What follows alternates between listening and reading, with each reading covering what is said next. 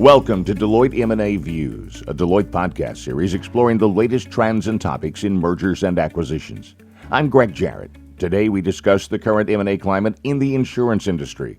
We're joined by two members of the Deloitte Insurance M&A leadership team, Boris Lukan, principal with Deloitte Consulting LLP, and Matt Hutton, partner with Deloitte & Touche LLP. Boris, why don't we get started with a quick overview of M&A activity in the insurance industry in the past year, 2016. Can you characterize what that was like? Sure. When we issued our 2016 forecast, we had just wrapped up 2015, which was a record year for insurance M&A. About $70 billion in transactions were announced that year. There were more than a dozen deals valued at $1 billion or more, and there was significant momentum in the marketplace. We didn't think 2016 would be a repeat of 2015 in terms of deal value, but we did think that deal volume would be on par. Our forecast for really an exuberant deal environment in 2016 did not play out as we had envisioned. I'd say 16 was a tale of two halves. During the first half, announced deal activity was unexpectedly slow, but during the second half, deal making accelerated notably to the point where deal volume, at least for underwriters for the year as a whole, actually exceeded 2015 volume total. As we reflected on the first half of 2016, we observed 5 factors that really drove the slow start. At a very high level, those factors were, number one, an increase in overall economic and market uncertainty. Second, valuations had expanded to the point where most buyers viewed them as pretty rich. 3, the most active players in 2015, the Japanese and the Chinese, were sidelined. 4th, the strong U.S. dollar effectively raised prices for non-U.S. buyers. And then lastly, the serial acquirers in the industry were focused on integrating acquisitions they had made the prior year. So our view at the time, though, was that the relatively low level of activity during the first half of 16 was a pause, not an inflection point in what we felt would be an otherwise very active period for insurance M&A. So the year was actually 2 completely different deal markets. That's interesting. Matt, do you have any thoughts around what drove activity in the second half of the year and what that might mean for 2017? Oh, sure. Some of the reasons that might have led to that uptick in activity are the return of foreign buyers looking to establish a presence in the U.S. Second, acquisitions designed to enhance the scale and or scope of acquiring organizations. Third, acquisitions that diversify the acquirer. Also, private equity-backed transactions. And lastly, noteworthy insurtech acquisitions. Moving ahead to 2017, we anticipate that M&A activity in 2017 is likely to echo the active second half of 2016. However, there are a mix of tailwinds and headwinds that will influence the path forward. Tailwinds and headwinds. It sounds like we're sailing and we're going to have to tack back and forth to get where we want to go. Can we talk more specifically, Matt, about what these look like, and can we start with the headwinds? I think of 4 major headwinds that may continue to blow counter to more exuberant levels of M&A in the insurance industry. First, even if potential buyers have cash in hand, not many company boards and executives are eager to sell. A lack of targets means fewer deals.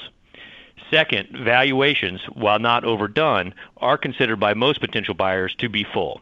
If an organization is going to pay notably over book value for an acquisition, executives better have a strong strategic rationale for how they're going to create incremental value. Third, uncertainty around the new administration's and Congress's policy/regulatory actions is unlikely to be clarified materially until the second half of the year, if not later, which may prompt some buyers to wait to pull the trigger on an M&A deal. And fourth, some question whether demand from Asian buyers will remain as strong as it has been over the last few years. Boris, what might some of those tailwinds be? And a follow-up to that is, which will prevail this year? And what does that mean for the deal market in the insurance industry as a whole? Well, I think there are many tailwinds that are supporting the market, but let me just mention a few. The most fundamental tailwind is that insurers are competing in an environment of slow economic growth. that will likely drive only low single-digit organic growth opportunities. To drive strong EPS growth, insurers also need to include inorganic growth into their plans. Another tailwind I'll mention is the fact that we're now operating in an environment of increasing interest rates. A key source of earnings for insurers are the returns they make from investments. Increasing rates will obviously increase those returns and make it easier for companies that are considering a transaction to model a favorable economic scenario in their deal pricing and make it easier for them to justify paying more, which will clearly help the environment. I think lastly, we see evidence to suggest that we'll see a pickup in the M&A activity of European insurers here in the U.S. during the latter part of 2017 and in 2018. We see the Europeans reacting favorably to the positive trajectories that exist in the U.S. for economic growth, taxes, regulation, and interest rates. A key thing, though, is that we don't expect to see much activity from them until the implications of the new administration in Washington become clearer. At an individual company level, we think the need to grow faster and obtain the scale needed to make continued technology investments will help drive the M&A market. Also really important is that balance sheet cash reserves are very strong, and there are abundant sources of alternative capital for M&A. To answer your second question, based on the macro level and organization-specific conditions that I just mentioned, we expect that tailwinds will prevail against headwinds in 2017. This should produce an overall favorable environment for insurance sector M&A. We don't expect to see the kind of mega deals we saw in 2015, but we would anticipate, say, 8 to 10 highly strategic billion-dollar-plus deals driven by both domestic and foreign acquirers. Let's pivot a bit, if we may.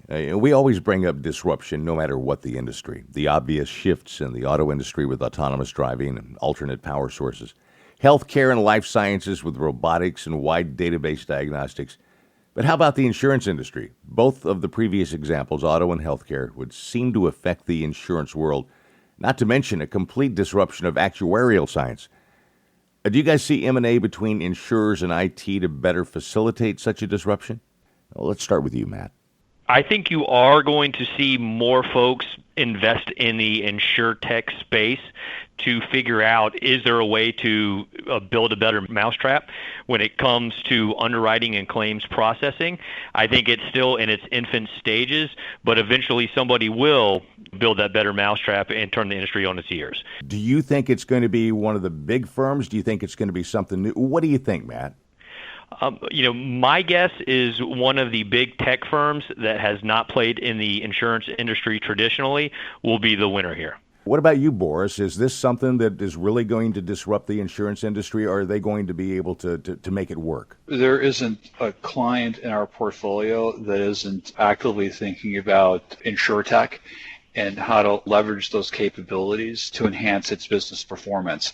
There's widespread concern that these kinds of organizations are going to create major disruptive impacts in the industry, and our clients are trying to get ahead of that. In some cases, by partnering with insurtech organizations to enhance or extend their core businesses, and in other cases, executing outright acquisitions to bring a particular capability or business model into their portfolios. One thing I think that might be helpful to understand from both of you at this point is, what should leading insurance organizations be doing to help identify and capitalize on M&A opportunities as they do move well into 2017? Can we start with you, Boris? I'd say number one, make sure your M&A activities are guided by an overall M&A strategy. To formulate that M&A strategy, you'll need to start with an overall enterprise growth strategy and determine the role that M&A will play in realizing it. Your proactive target screening efforts would certainly need to be in alignment with that strategy, and if necessary, consider modifying corporate structure to make it easier to execute deals. And perhaps number two, ensure your existing business portfolio continues to make sense. Examine each business and consider divesting assets that you may no longer consider core. Also consider acquisitions or investments in businesses or capabilities that will improve your positioning in core markets. Certainly, leading organizations routinely review their portfolios and make these kinds of additions and subtractions.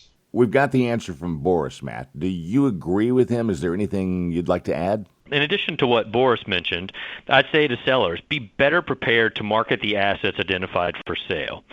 Nothing degrades value quicker than a buyer losing confidence due to inconsistent or incomplete financial data provided by sellers. And to buyers, be disciplined in setting a payment ceiling for a business or capability, especially since a shortage of high-quality targets and foreign buyers' willingness to pay a premium may drive sales prices to levels that cannot be justified. Be willing to walk away if the price becomes too rich. And finally, stay informed and stay the course. Remain engaged and informed as policy, tax, and other uncertainties are clarified over time. There will be a lot of quickly moving legislative activities in 2017. You will need to evaluate how marketplace drivers and trends impact your ability to execute your enterprise growth strategy and then adjust your M&A strategies accordingly. I'm Greg Jarrett. Thanks for listening to Deloitte M&A Views, sponsored by Deloitte's M&A Institute. For more information around insurance M&A, download the latest report at www.deloitte.com/us/insurance-ma-outlook. We also release new podcasts regularly, and if you subscribe, you won't miss a single one. To stay connected and receive more information on Deloitte's M&A service offerings, visit www.deloitte.com/us/ma-subscribe and follow us on Twitter at Deloitte M&A. Until next time.